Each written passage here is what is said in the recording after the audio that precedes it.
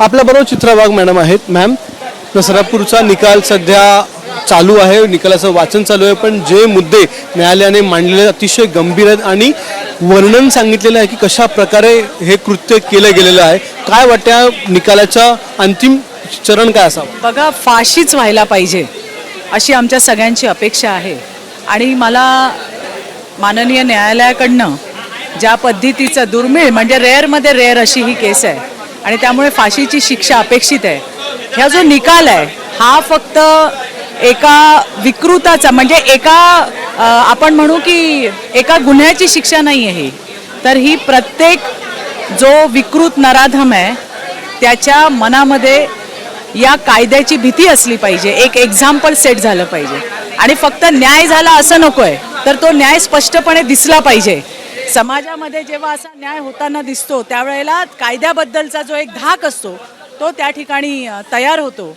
आणि अशा पद्धतीने महाराष्ट्रामध्ये एक स्ट्रॉंग मेसेज जाईल की आपल्या लेकीबाळींकडे जर कोणी वाकड्या नजरेने बघाल तर त्यांना सोडलं जाणार नाही, तो कोणी असू दे. हा एक स्ट्रॉंग मेसेज जाणं गरजेचं आहे आणि म्हणून आम्हाला अपेक्षा आहे की या नराधमाला फाशीची शिक्षा होईल. सध्या कोर्ट असं म्हणतंय की हा जो आरोपी आहे त्या आरोपीला आजन्म कारावासाची शिक्षा देखील अपुरी आहे, या आरोपीला फाशीची शिक्षा देखील अपुरी पडेल. इतकं वाईट कृत्य या नराधमाने केलेलं आहे.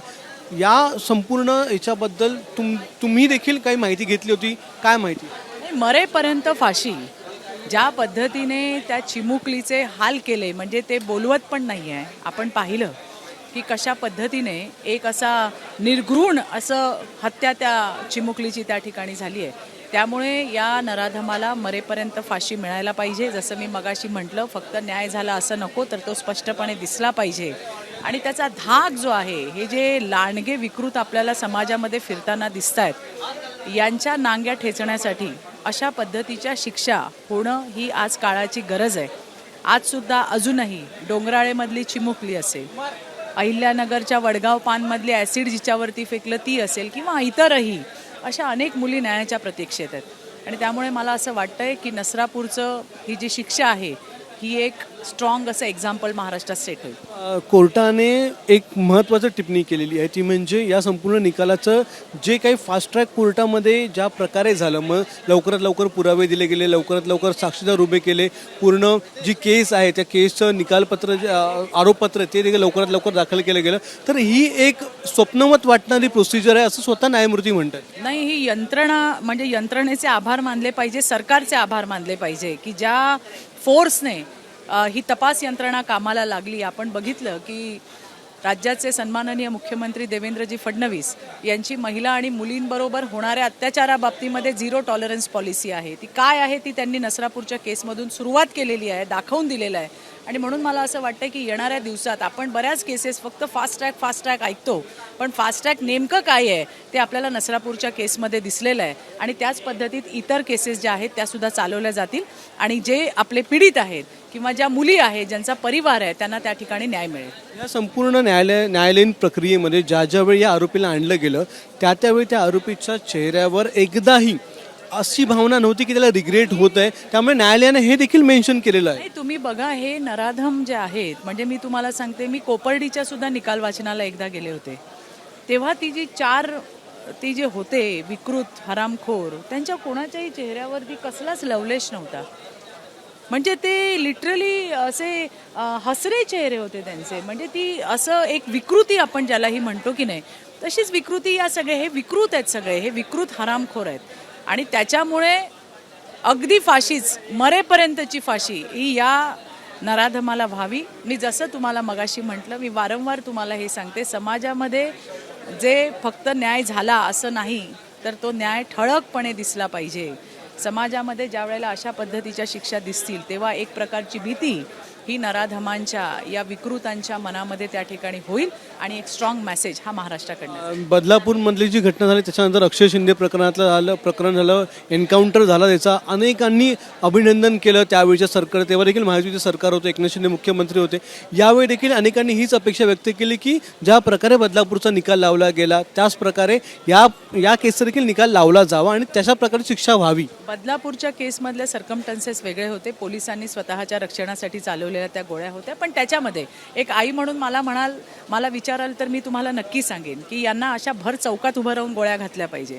परंतु आपला देश संविधानावर चालतो, कायद्याच्या चौकटीमध्ये आपल्याला राहून सगळ्या गोष्टी कराव्या लागतात. लोकांच्या जनभावना या महिला मुलींवरती होणाऱ्या अत्याचाराबद्दल अत्यंत तीव्र आहेत. आणि ही तर अगदी छोट्या मुली आहेत या 4-5 वर्षाच्या मुली, 6-7 वर्षाच्या मुली, ज्यांनी अजून आयुष्य पण आपलं पाहिलं नाही आहे. आणि त्यांच्यासोबत जो हा प्रकार झाला आहे हा अतिशय वाईट आहे. आणि त्यामुळे मरेपर्यंत फाशी या निकालाची आम्ही वाट बघतोय. आणि मला विश्वास आहे की ज्या पद्धतीचं वाचन आता चाललंय त्यामध्ये न्यायमूर्ती नक्की हाच निकाल देतील. इतर ज्या केसेस आहेत ज्या समाजामध्ये सध्या सुरू आहेत किंवा अनेक वर्षापासून ज्यांच्या संदर्भामध्ये निकाल लागले नाही आणि 15 वर्ष 20 वर्ष असेल त्यांच्याबद्दल देखील फास्ट ट्रॅक कोर्टामध्ये अशाच प्रकारे निकाल लावला जावा. कारण की रेप केस या भारतातल्या प्रत्येक जीव महत्त्वाचा आहे. प्रत्येक जीव महत्त्वाचा आहे. या राज्यातली प्रत्येक महिला, प्रत्येक मुलगी आपल्यासाठी तितकीच गरजेची आहे, तितकीच महत्त्वाची आहे. गरजेची शब्द चुकीचा आहे. महत्त्वाची अशी ती आपली व्यक्ती आहे ज्यांनी आपल्या परिवारातनं आपली मुलगी, आपली महिला त्या घरातली घालवली आहे. त्यांना विचारा की त्यांचं दुःख काय आहे. त्यामुळे मला असं वाटतं की याच्यात कंपॅरिझन नाही आहे. सगळ्यांचं दुःख सारखंच आहे. आणि सगळ्यात महत्त्वाचं त्या सगळ्या महाराष्ट्रातल्या मुली आहेत, आपल्या राज्यातल्या मुलीबाळी आहेत. आणि त्यांच्यावरती अशा पद्धतीने जर कोण बघत असेल तर निश्चितपणे त्याला मरेपर्यंतची फाशी अशा शिक्षा व्हाव्या. फास्ट ट्रॅक कोर्टवरती, फास्ट ट्रॅक कोर्ट म्हणजे नसरापूरसारख्या केस जी चालवली गेली त्याच पद्धतीमध्ये इतरही केसेस चालाव्या. म्हणून मी या केसच्या संदर्भात विशेष सरकारचं अभिनंदन करेन आणि तपास यंत्रणांचं अभिनंदन करेल की ज्या वेगाने त्यांनी या सगळ्या गोष्टी केल्या. आता तुम्हाला मी हेही सांगते की यामध्ये अशा केसेसमध्ये फॉरेन्सिक इव्हिडन्स फार महत्त्वाचे असतात. आणि आता तुम्हाला माहिती आहे की मुख्यमंत्री देवेंद्रजी फडणवीस यांनी जवळपास 250हून अधिक या फॉरेन्सिक व्हॅन त्या ठिकाणी उपलब्ध केलेल्या आहेत. आणि त्यामुळे ऑन दी स्पॉट तिथल्या तिथे जे आहेत ते त्या वस्तू घेतल्या जात आहेत, त्याचे रिपोर्ट्स बनवले जात आहेत. आणि या बलात्कारासारख्या केसेसमध्ये, लैंगिक अत्याचाराच्या केसेसमध्ये फॉरेन्सिक एव्हिडन्स किती महत्त्वाचा असतो याची आपल्याला कल्पना आहे. आणि त्यामुळे एकंदरीतच सगळी यंत्रणा, ही सगळी नवीन आपण अवलंबलेली पद्धती, सरकार, या सगळ्यांचं अभिनंदन आहे.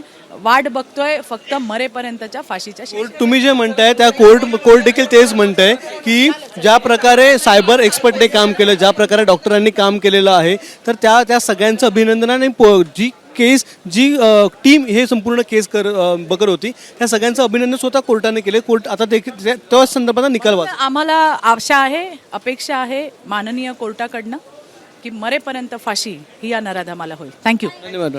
तर आपल्याबरोबर चित्रा वाघ मॅडम होत्या आणि या कोर्टाच्या संदर्भातला जो निकाल आहे त्या संदर्भात त्यांनी वक्तव्य केलं की मरेपर्यंत फाशी या निकालामध्ये यायला हवी आणि हा जो नराधम आहे त्याला सगळ्यांसमोर शिक्षा व्हायला पाहिजे अशी देखील त्यांनी अपेक्षा व्यक्त केलेली आहे.